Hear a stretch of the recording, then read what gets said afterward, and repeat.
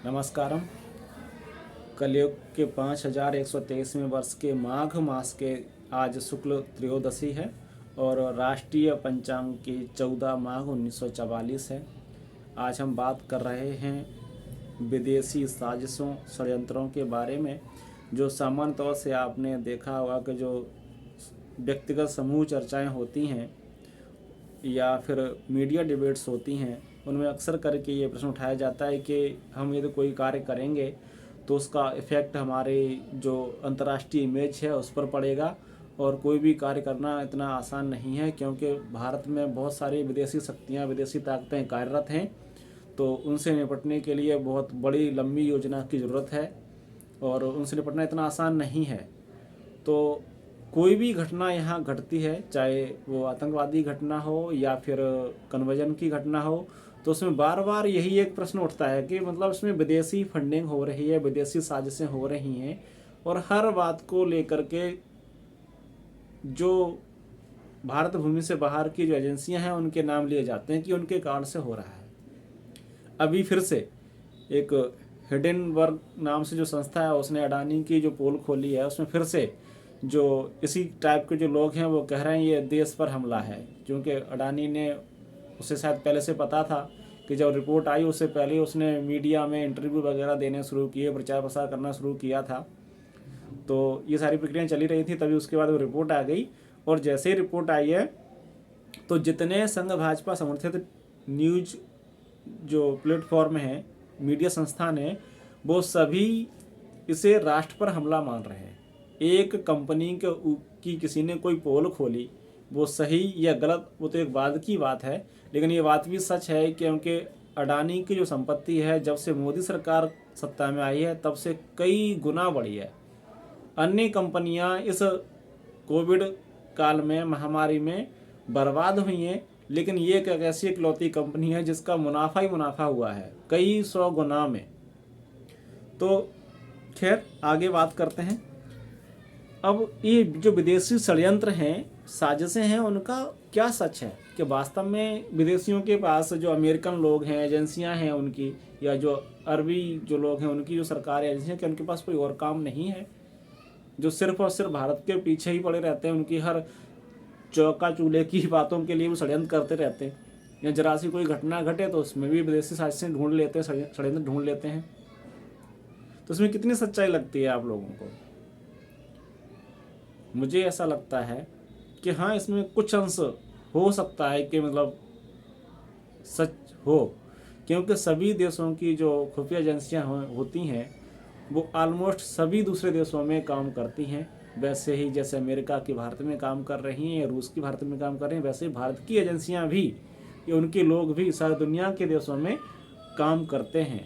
क्योंकि दूसरे देशों की खबरों को लेने के लिए, वहाँ क्या चल रहा है उनसे अवगत रहने के लिए, हम सभी जो खुफिया एजेंसियां होती हैं उन्हें दूसरे देशों में, अपने मित्र देशों में भी, अपने शत्रु देशों में भी तैनात करते ही करते हैं। और ये सामान्य ये एक पॉलिसी है और इससे कोई भी देश अछूता नहीं, कोई एक भी ऐसा देश नहीं जो अपने लोगों को दूसरे देशों में जासूसी करने के लिए ना भेजता हो। भारत भी उसमें से अलग नहीं है। तो एक सामान्य सी प्रक्रिया है।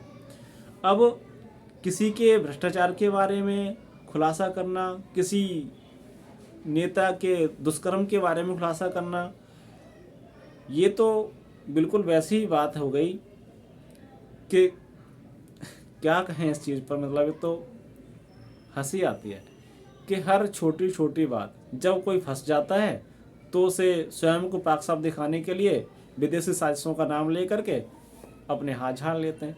कोई भी आतंकवादी घटना होती है, बोलते हैं इसमें SIS का हाथ है या फिर पाकिस्तान ISIS का हाथ है, बस अपनी जिम्मेदारी से मुक्त हो गए।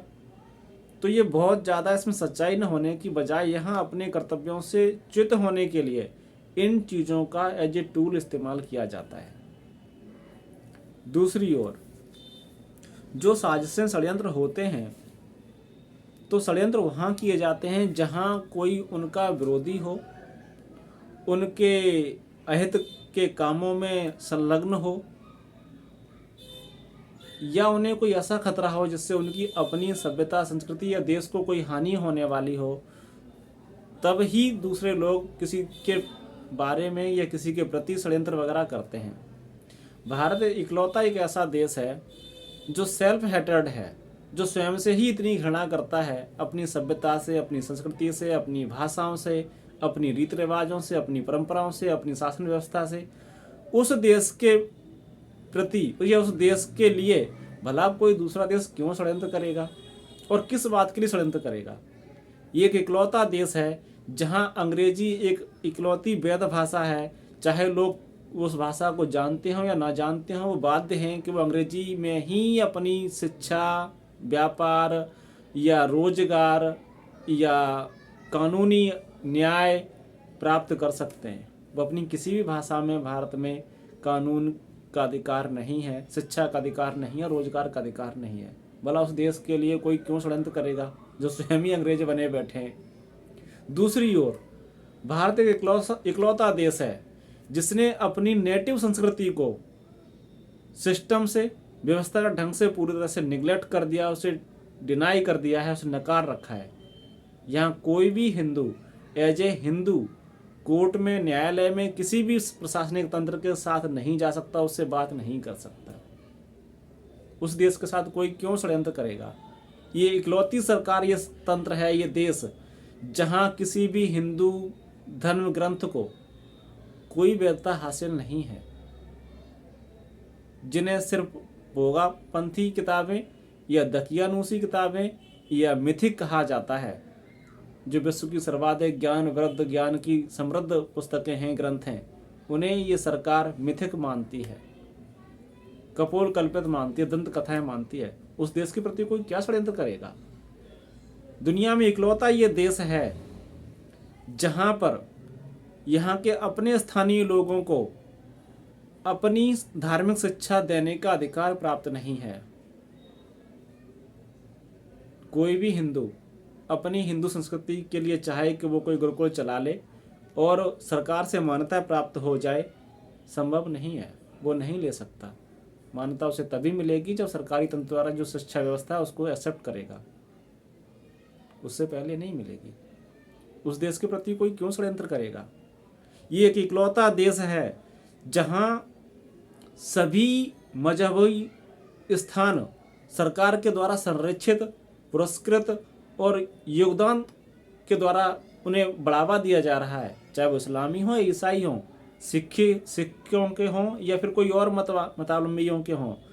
लेकिन हिंदुओं के सारे बड़े बड़े मठ मंदिर इस सरकार ने कब्जे में ले रखे हैं दशकों से, और उन्हें अपनी मर्जी से उन्हें चलाते हैं, लूटते हैं और उनका मन चाह प्रयोग करते हैं। उनकी जो स्थानीय जो परंपराएं हैं, उन मंदिरों की जो भी रीति रिवाज है, उनका खंडन करते हैं, उनका अपमान करते हैं, उन्हें तोड़ते हैं, अपनी सुविधा अनुसार उन्हें नष्ट करते हैं, बनाते बिगाड़ते हैं। ऐसा दुनिया में किसी भी देश में नहीं होता। उस देश के प्रति कोई षड्यंत्र करेगा, मैं इस बात को मानने के लिए तैयार नहीं हूँ।